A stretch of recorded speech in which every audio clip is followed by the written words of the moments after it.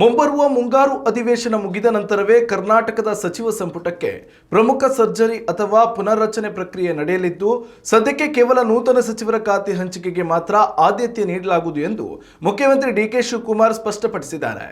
ಇತ್ತೀಚಿನ ಸಂಪುಟ ವಿಸ್ತರಣೆಯ ನಂತರ ಕಾಂಗ್ರೆಸ್ ಪಕ್ಷದೊಳಗೆ ಉಂಟಾಗಿರುವ ಭಿನ್ನಮತ ಹಾಗೂ ಅಸಮಾಧಾನವನ್ನು ಶಮನಗೊಳಿಸಲು ದೆಹಲಿಗೆ ತೆರಳಿ ಹೈಕಮಾಂಡ್ ವರಿಷ್ಠರನ್ನು ಭೇಟಿ ಮಾಡಿದ್ದ ಅವರು ಸೋಮವಾರ ರಾಜ್ಯಕ್ಕೆ ಮರಳಿದ ಬಳಿಕ ಕೋಲಾರದ ಮಾಲೂರಿನಲ್ಲಿ ಸುದ್ದಿಗಾರರೊಂದಿಗೆ ಮಾತನಾಡುವಾಗ ಈ ಮಹತ್ವದ ನಿರ್ಧಾರವನ್ನು ಪ್ರಕಟಿಸಿದ್ದಾರೆ.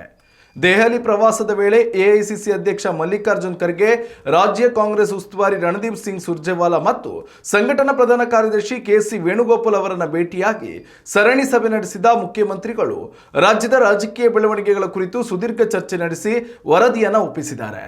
ಈ ಸಭೆಗಳಲ್ಲಿ ಇತ್ತೀಚೆಗೆ ಪ್ರಮಾಣ ವಚನ ಸ್ವೀಕರಿಸಿದ 19 ನೂತನ ಸಚಿವರಿಗೆ ಶೀಘ್ರದಲ್ಲೇ ಇಲಾಖೆಗಳನ್ನು ಹಂಚಿಕೆ ಮಾಡಲು ತೀರ್ಮಾನಿಸಲಾಗಿದ್ದು, ಸಚಿವರ ಸ್ಥಾನ ಪಲ್ಲಟದಂತಹ ಪ್ರಮುಖ ತೀರ್ಮಾನಗಳನ್ನು ಸದ್ಯಕ್ಕೆ ಮುಂದೂಡಲಾಗಿದೆ. ಇದೇ ವೇಳೆ ಸಂಪುಟದಲ್ಲಿ ಖಾಲಿ ಇರುವ ಒಂದು ಸ್ಥಾನಕ್ಕೆ ಕಡ್ಡಾಯವಾಗಿ ಮಹಿಳೆಯೊಬ್ಬರನ್ನು ನೇಮಕ ಮಾಡಲಾಗುವುದು. ಆದರೆ ಇದಕ್ಕೆ ಯಾವುದೇ ಗಡುವು ಅಥವಾ ತುರ್ತು ಇಲ್ಲ ಎಂದು ಸಿಎಂ ಭರವಸೆ ನೀಡಿದ್ದಾರೆ.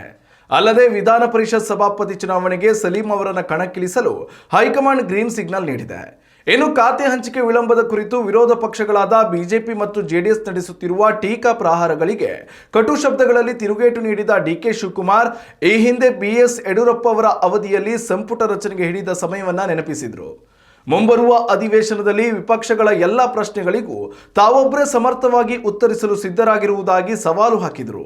ಇಡಿ ತನಿಖೆ ಎದುರಿಸುತ್ತಿರುವ ಮಾಜಿ ಸಚಿವ ಬಿ ನಾಗೇಂದ್ರ ಅವರ ಪ್ರಕರಣದ ಕುರಿತು ಮಾತನಾಡುತ್ತಾ, ಪ್ರಸ್ತುತ ರಾಜಕಾರಣದಲ್ಲಿ ತಾವು ಮತ್ತು ಎಚ್.ಡಿ. ಕುಮಾರಸ್ವಾಮಿ ಸೇರಿದಂತೆ ಹಲವು ನಾಯಕರು ಜಾಮೀನಿನ ಮೇಲಿದ್ದಾರೆ ಎಂದು ಹೇಳುವ ಮೂಲಕ ವಿಪಕ್ಷಗಳ ಆರೋಪಗಳನ್ನು ತಳ್ಳಿಹಾಕಿದರು. ಒಂದೇ ಒಂದು ಕಾಲಿದೆ, ಒಂದು ಮಹಿಳೆ ಕೊಡ್ಲೇಬೇಕು, ಅದೇನು ಅಷ್ಟು ಅರ್ಜೆಂಟ್ ಏನಿಲ್ಲ, ಮಹಿಳೆ ಕೊಡ್ಬೇಕು, ಕೊಡ್ತೀವಿ.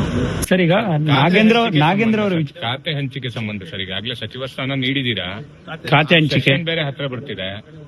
ಇನ್ನು 3 ದಿನ, ನಾಳೆ 3 ದಿನ ಎಷ್ಟು ದಿನ ಇತ್ತು, ಯಡಿಯೂರಪ್ಪನವ್ರು ಎಷ್ಟು ದಿನ ಇದ್ರು, ನಾವೆಲ್ಲರೂ ಹೋಗಿ ನೀವು ಮಂತ್ರಿಗಳು ಎಲ್ಲ ಜಿಲ್ಲೆಗಳಿಗೆ ಹೋಗಿ ಎಲ್ಲ ಪರದ ಬಗ್ಗೆ ನೋಡಿ ಅಂತ ಹೇಳಿದೀನಿ. ಎಲ್ಲರಿಗೂ ಬಹಳ ಒಳ್ಳೆ ಕೆಲಸ ಮಾಡಿದ್ದಾರೆ.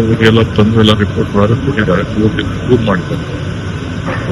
ನಾಗೇಂದ್ರ ವಿಚಾರದಲ್ಲಿ ಸ್ವಲ್ಪ ಗೊಂದಲಗಳಿರುವಂತದ್ದು, ಜೊತೆಗೆ ಅವ್ರ ಮೇಲೆ ಜಾಮೀನಲ್ಲಿದ್ದಾರೆ, ಜೊತೆಗೆ ಬೇರೆ ಬೇರೆ ರೀತಿಯಾದಂತಹ ಕೋರ್ಟ್ ಷರತ್ತುಗಳೆಲ್ಲ ಉಲ್ಲಂಘನೆ ಮಾಡಿದ್ದಾರೆ ಅನ್ನುವಂಥದ್ದು ಕೂಡ ಕೇಳಿ ಬರ್ತಾ ಇದೆ. ಯಾರ ಮೇಲೆ ಕೇಸ್ ಇಲ್ಲ ಈ ದೇಶದಲ್ಲಿ, ಯಾರ ಮೇಲೆ ಕೇಸ್ ಇಲ್ಲ. ಕುಮಾರಸ್ವಾಮಿ ಜಾಮೀನು ತಗೊಂಡಿಲ್ವಾ? ಡಿಕೆ ಶಿವಕುಮಾರ್ ಜಾಮೀನು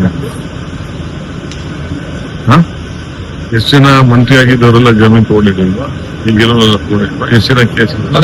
ಕಾನೂನು ಉಲ್ಲಂಘನೆ ಮಾಡಿದ್ದಾರೆ ಅಂತ, ಷರತ್ತುಗಳ ಉಲ್ಲಂಘನೆ ಆಗಿದೆ ಅಂತ, ಕರ್ನಾಟಕ ಬಿಟ್ಟು ಹೊರಗಡೆ ಹೋಗಿದ್ದಾರೆ ಅಂತ ಸರ್. ನನಗೆ ಯಾವುದು ಗೊತ್ತಿಲ್ಲ, ನನ್ನ ಗಮನಕ್ಕೆ ಬಂದಿಲ್ಲ. ನಾವೆಲ್ಲ ಸರಿ ನೋಡಿದೀವಿ. ಅವ್ರ ಮೇಲೆ ಯಾವುದು ಉಲ್ಲಂಘನೆ ಆಯ್ತು ಅಂತ ಹೇಳಿ ಅವ್ರಿಗೆ ಯಾವ್ದೋ ಶಿಕ್ಷೆ ಕೊಟ್ಟು ಜೈಲು ಪರ್ಮನೆಂಟ್ ಆಗಿರುವಂತ ಯಾವ ಆದೇಶ ಕೊಟ್ಟಿಲ್ಲ. ಕಾನೂನು ಇದೆ, ಕಾನೂನು ನೋಡ್ತೇವೆ. ಅಪೋಸಿಷನ್ ಪಾರ್ಟಿಗೆ ಏನೋ ಸುದ್ದಿ ಬೇಕಲ್ಲ, ಚರ್ಚೆ ಮಾಡ್ತಾ ಇರ್ಲಿ. ಉತ್ತಮ ಸಂಸ್ಕಾರಯುತ ಶಿಕ್ಷಣದೊಂದಿಗೆ VSS English medium CBSE school, Udupi Muddur. ನರ್ಸರಿಯಿಂದ 10ನೇ ತರಗತಿವರೆಗೆ ಶಿಕ್ಷಣದ ಜೊತೆಗೆ 5ರಿಂದ 10ನೇ ತರಗತಿವರೆಗಿನ ವಿದ್ಯಾರ್ಥಿನಿಯರಿಗೆ ಉತ್ತಮ ಹಾಸ್ಟೆಲ್ ಸೌಲಭ್ಯವೂ ಇದೆ. ನಿಮ್ಮ ಮಕ್ಕಳ ಪ್ರವೇಶಾತಿಗಾಗಿ ಈ ಸಂಖ್ಯೆಗೆ ಕರೆ ಮಾಡಿ.